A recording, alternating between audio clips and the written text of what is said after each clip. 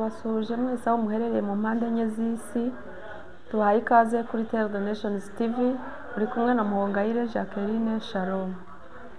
Uyu munsi tubafitiye insanganyamatsiko igira iti amahame yanjye ejo hanjye. Amahame ni principles cyangwa se amaprincipe wiha cyangwa se imirongo ngenderwaho kugira ngo ejo hawe hazabe heza cyangwa se ubashe kuharema. Hari ibintu byinshi muri iyi si bigenda bigaragara ku bantu batandukanye, nanjye ndimo kuko ntuye ku isi, noneho bigatuma aho watekerezaga ko ejo uzagera ntibigukundire ko wahagera. Biterwa rero akenshi, yego hari biza tutabiteguye, ariko hari n'ibyo tugiramo uruhare bitewe n'uko twebwe dutegura ejo hacu hazaza. Urugero natanga ni igihe umuntu, nk'uko twabivuze mu kiganiro twabanje, umuntu amaze kugera ku rwego rwo kwifatira ibyemezo. Ni ukuvuga ngo ubu utangiye kuba responsable ku giti cyawe. Igihe urangije segonderi wenda bariho mpera, uretse ko atariho umuntu atangira gushyiraho principe. Ubundi umuntu nk'umwana yashyiraho principe, wenda n'igihe waba uri umunyeshuri ushobora gushyiraho amahame ukavuga uti jyewe mu cyimbo cyo kujya wenda kureba filime mu mwanya utari wo, ndafata amakaye yanjye nsubiremo, kandi ukabiha time kuko ntabwo wahora usubiramo amasaha yose. Iyo yaba ari principe y'umuntu w'umwana. Noneho hakaba na principe z'umuntu umaze kuba responsable, wenda se nubwo waba utarashaka ariko ufite uburyo ushaka kuyoboramo ubuzima bwawe, udahindagurika buri kanya bitewe n'amahame washyizeho ugenderaho. Iryo ryaba ari ihame rero ry'umuntu w'umwana, ryo kuba wafata umunsi wawe ukawushyiramo ibyo uri buwukoremo. Noneho uko buri munsi wagiye ufata inshingano zawe, cyangwa se wagiye ufata amahame yawe n'ibyo wiyumva muri bukore, ukabona umaze icyumweru. Amahame rero arahinduka. Amahame arahinduka. Ikintu kigaragaza ko amahame ahinduka ni uko nk'uko umuntu agenda akura, n'uko ibihe bigenda bihinduka. Wenda natanga urugero nko muri corona, hari ukuntu ubuzima bwahise buhinduka. Nubwo kwiyadabuta byabaga bigoye, ariko niba hari amahame buri muntu yari yarishyiriyeho, iriya ni circonstance iri naturelle, navuga ngo ntabwo ari ibintu umuntu aba yategura, cyangwa se kiba cyaje ari nka crisis, ikintu kijeho kitateganyijwe, kitasanzwe. Niba ari n'ibiza, hari igihe umuntu avuga ati njyewe mu gihe runaka nzahinga wenda ibishyimbo, kuko ibishyimbo ntabwo wakwaduka ngo bihinge muke. avuga uti nibivamo nzahinga umuceri. Ubwo ni ku bantu wenda bahinga mu bibaya. Noneho izo aba ari nk'amahame washyizeho, ukavuga uti nzajya nsimburanya ibishyimbo n'umuceri. Noneho igihe hajeho impinduka, wenda hajeho nk'ibiza, imyuzure, cyangwa se hakazaho kuba ibyo wahinga ukabona ntabwo ari byo bifite isoko, ushobora guhindura ukavuga uti noneho mu mwanya wo guhinga ibijumba, n'ibishyimbo nako nzahinga ibijumba, hanyuma nihavamo ibijumba mpinge umuceri. Aba ari nk'amahame wishyiriyeho agenga ubuzima bwawe. Noneho ubwo narimo nsobanura amahame icyo ari cyo. Ubwo ayo mahame twifuza ko adufasha kuzagera ejo, hari iyo utayafite, hari igihe ubaho nk'umuntu, cyangwa se nk'ikintu washyira mu mazi, yaba ari baruni ukayishyira nko mu ruzi cyangwa se mu nyanja. Igihe umuyaga uzaza uzayijyana aho ubonye, n'uwaba ari uturutse iburasirazuba usunikira iburengerazuba, gutyo gutyo, uhore nta stability. Ariko reka turebe uburyo amahame atugirira akamaro kandi akaturemera ejo hazaza, ntitugire uwo tubangamira cyangwa se natwe ntihagire utubangamira.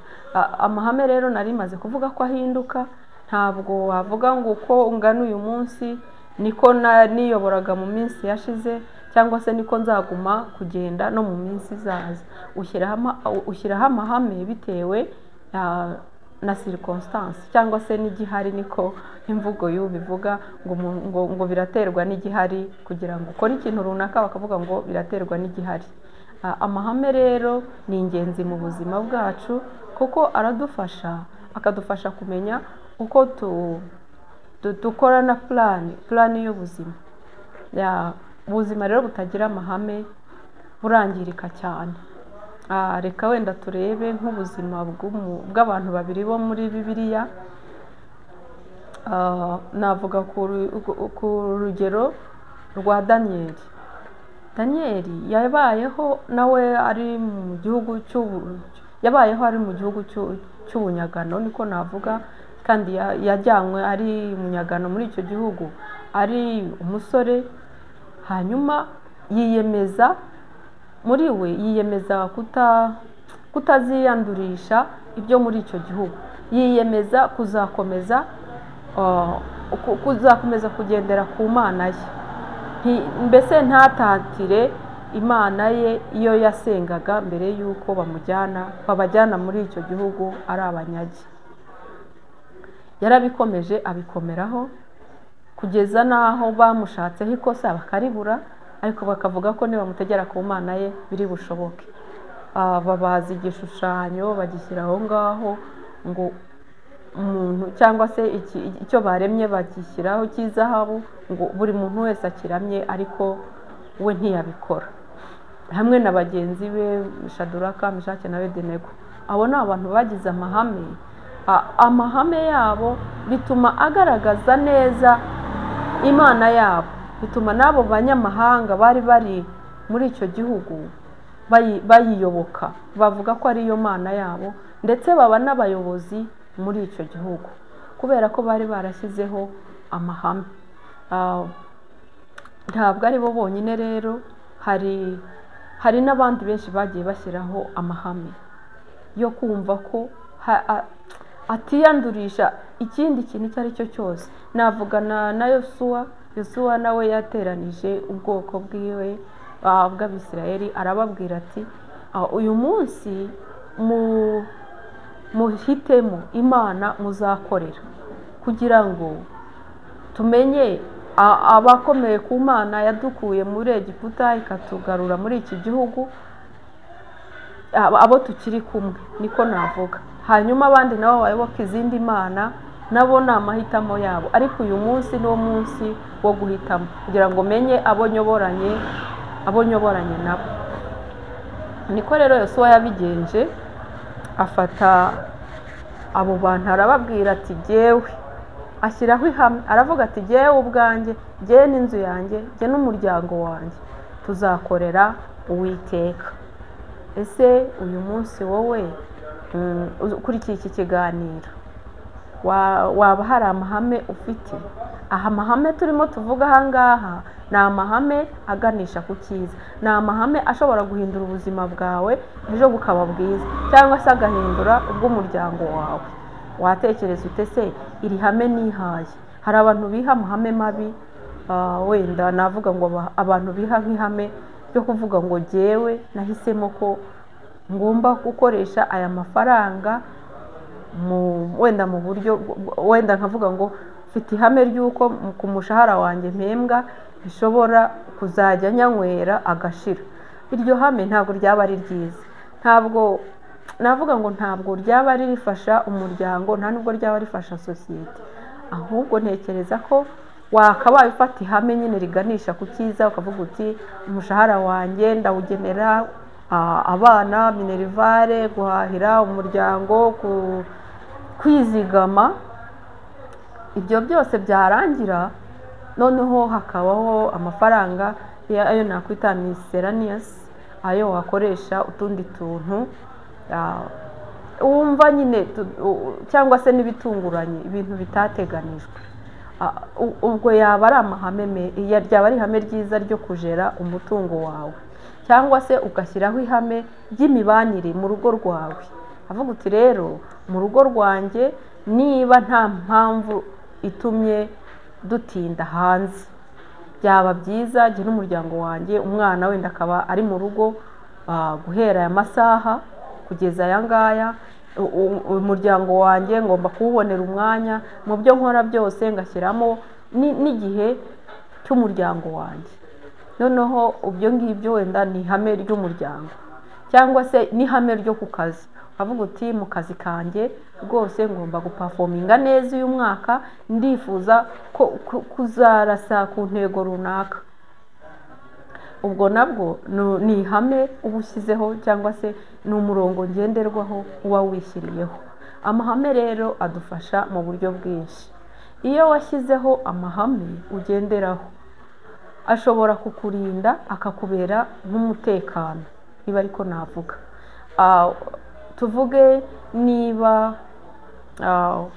wenda mu bijyanye na traffic ushyizeho amahame, hari umuvuduko washyizweho uba uzwi ahantu runaka, ukavuga uti ntabwo rwose nzirukanka nubwo naba ntarimo kwirinda amande, ariko n'ubuzima bwanjye ndabukunze.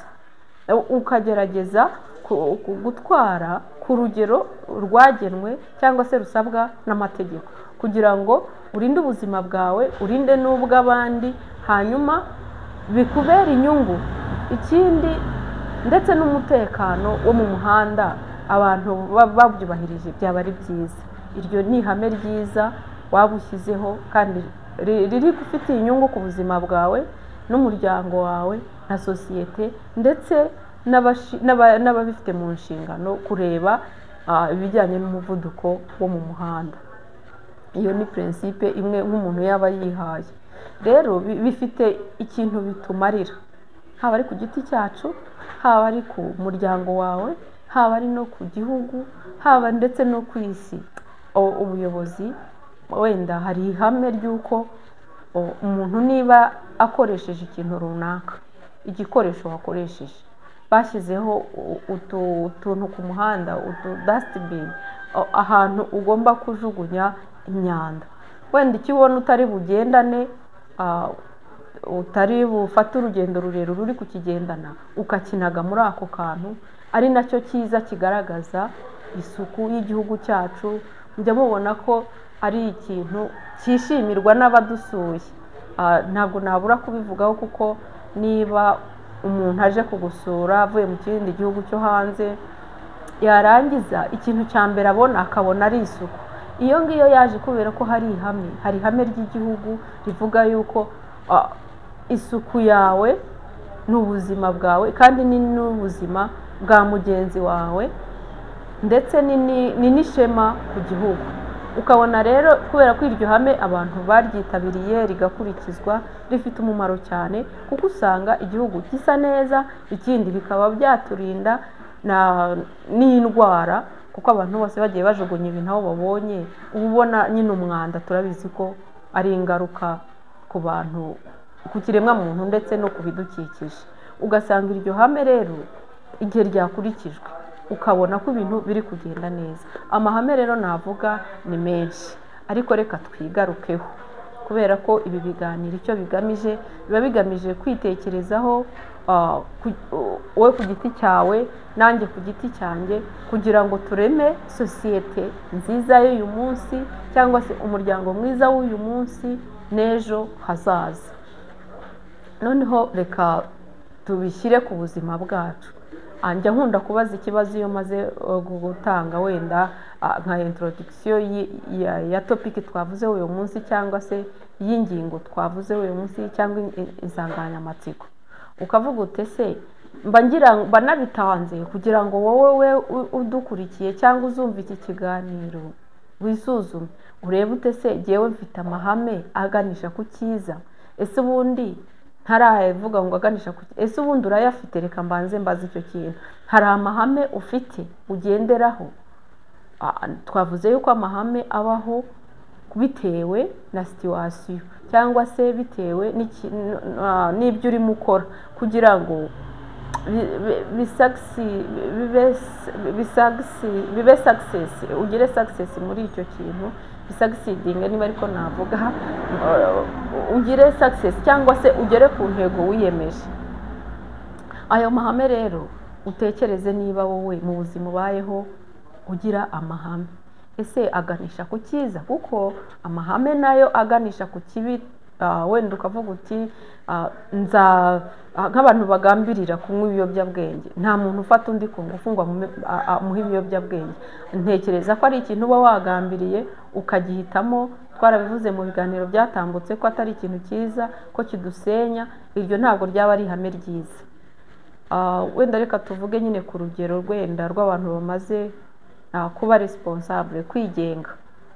Ntabwo mu myaka ugezemo niba ari 12, reka duhere kuri iyo ngiyo kuko niyo myaka twavuze yo kuhuma cyangwa se y'ubuhumyi nyine, yo kumva wowe ibyo ubona atari ko abandi babibona, ukumva wowe ibyawe ukuri kwawe ariko kuzima. Reka mba ariho mpera. Ku muntu ufite iyo myaka aba akiri nyine mu rujijo, kuko ni imyaka ya transition uva mu bwana ujya noneho mu gukura kugira ngo ufate inshingano. Icyo gihe iyo ufite ubuzima budafite amahame, buri kintu cyose uhuye nacyo kiraguhindura. Yaba ari ikigare kimwe ibiyobyabwenge kirakuyobya, yaba ari kijya mu zindi ngeso tuzi mbi, kuko twabonye ko buri muntu wese azi ikibi n'icyiza. Icyo cyose kubera yuko udafite amahame watangiye gushyiraho, bigenda bituma muri wowe ikintu cyose kije kirakujyana kikagutwara aho gishatse. Noneho muri cya gihe ukangutse ukazagira ijambo bajya bavuga ngo iyo mbimenye, kandi ni ribi cyane mu buzima bwawe kwitonda ukavuga ngo iyo mbimenya simba, biba byaragenze gutya. Ni ijambo ribi riryo ndimo kugira ngo muri uyu mwanya utekereze niba utarashyiraho amahame. Amahame iyo utayafite bituma ejo hawe habamo ngo sinamenye, hakabamo ngo iyo mbimenye, hakabamo ngo iyo ngenzane, mbese hakabamo kwicuza.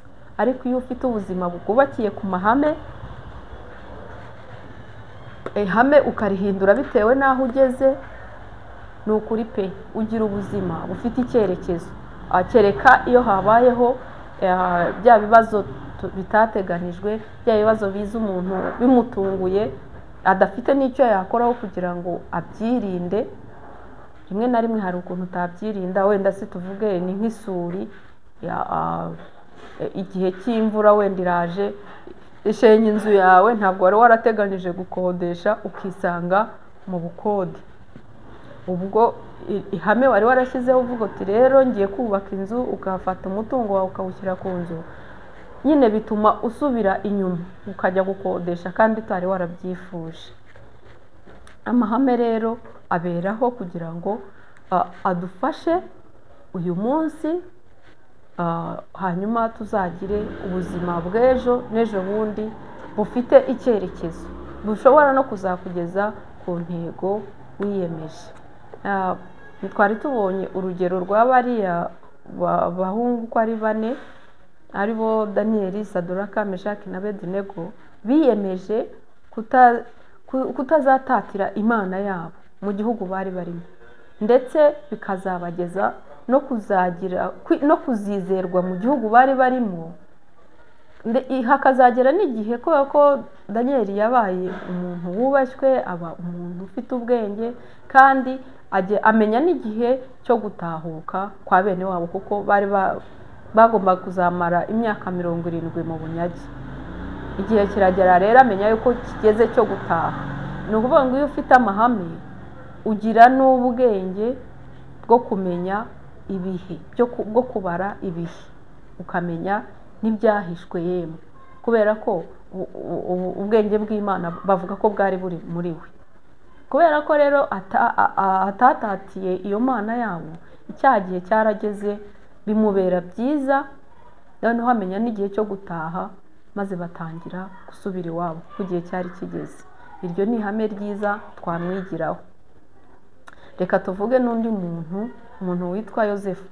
Yosefu nawe yahuye n'ibigeragezo, niko navuga, ahura n'intambara mu kugira ngo inzozi ze zizasohore. Ntabwo nagenda mbivuga wenda ngo ngende mvuga akantu ku kandi, ariko ibyo byo turabizi, ni inkuru izwi yo muri Bibiliya. Igihe Yosefu yarotaga inzozi, bene se ntibamukunde, ariko still wakagumana za principe ze zo gukora icyiza. Ntabwo yigeze yavuga ati ibi bintu ndimo birandambiye, ngo atane ave ku Mana ye, kugeza n'ubwo ageragejwe na muka Potifari, ariko ntiyatatira ya Mana ye. Agera n'ubwo noneho ahamagarwa, avanwa muri gereza kugira ngo nawe za nzozi ze zisohore kandi ahagarare ashikamye ayishingikirije ya Mana ye. Amahame rero yiwe yamugejeje ku mwanya ukomeye mu gihugu yari arimo nawe cy'ubunyagano. Ariko ikintu cyari kirimo ni uko mbona n'ubwo umuntu twavuze ku mahame, ayo mahame iyo yakomeyeho, Imana n'ubundi isohoza cya kintu twavuze mu kiganiro cya mbere cyo gusohora kw'Imana yakuvuzeho. Inzozi za Yosefu zarasohoye. Ikintu rero cyabaye cyiza, nkundira amahame cyane, kubera ko yiyemeje kutazahemuka. Ntabwo yigeze yitura abamuhemukiye. Oya, ntabwo yituye abamuhemukiye. Ni principe nziza nkunda cyane, yuko kugira inzika ni principe mbi. Kugira inzika rwose nta kintu byaba bimaze, ariko icyo kintu cy'uko afite iryo hame ry'uko bene se atagomba kubitura ibyo bamukoreye, nacyo ni inyigisho y'uko principe yiwe yo kumva ko atakwitura umuntu wamugiriye ikibi, ahubwo akanabafasha ndetse akanabahumuriza. Icyo kintu ni ikintu cyo gushimwa, no muri iki gihugu kirahari, cyo kutitura inama wayikugiriye, cyo kutihorera, cyo kutagira gute, kubera yuko ni amahame aganisha ku cyiza. Icyo kintu nacyo ni cyo gushimwa. Mu by'ukuri utagishima yaba ari impumyi cyangwa se yaba atabona. Rero amahame ni ngombwa mu buzima. Tugaruke rero kuri uwo muntu twarimo tuvuga ugejeje kuri iyo myaka, ndimo nshishikariza ngo ashyireho amahame hakiri kare. Ashyireho amahame y'ubuzima bwe, ashyireho amahame yo kwanga ikibi, ashyireho amahame yo kudacika intege wenda bitewe na situwasiyo yaba arimo, ngo afate ihame ribi, afate inzira mbi, avuga ati kubera yuko mbona ubuzima bunaniye reka njye kwiba. Oya, ntabwo ari wo muti. Cyangwa se kubera ko mbona ibyo nifuza bitarasohora, wenda igihe ntikiragera, reka nirwanirire, reka nicire inzira. Ibyo byose iyo umuntu yiciriye inzira, ni ikigaragaza yuko amahame yawe cyangwa se principe zawe zitaganisha ku cyiza. Ubwo rero muri iyi nyigisho y'amahame navuga y'ubuzima bwacu, ndagira ngo isuzume nanjye nisuzume, ndebe ngo ese amahame ndi kugenderaho, cyangwa se intego inshingano nihaye, cyangwa se imirongo ngenderwaho nihaye, ese ndi kuyikurikiza? Ese ahubwo niba koko ndi kurikurikiza iri kuganisha ku cyiza? Ashobora kuba mufitanye isano cyangwa mutayifitanye, ariko buriya muri iyi si turi mu rugendo. Urwo rugendo rero tugomba kurugendanamo n'amahame, kugira ngo azatugeze kuri ejo hacu heza, kuko niba ari meza azatugeza heza. Ni ibyo rero nashobora kuvuga ku bijyanye n'ubuzima bufite amahame. Reka wisuzume, nanjye nisuzume, turebe niba tuyafite ayo mahame. Kandi nifuza ko buri muntu wese yagira amahame meza, amuganisha ku cyiza, nanjye ubwo nditekerezaho ndebe niba ayo mfite cyangwa se niba ntari nyafite nyashyireho, ariko aganisha ku kintu cyiza. Ndabashimiye rero abazakurikira iki kiganiro, muzisuzume, nanjye ngiye kwisuzuma. Nakagaruka. Shalom.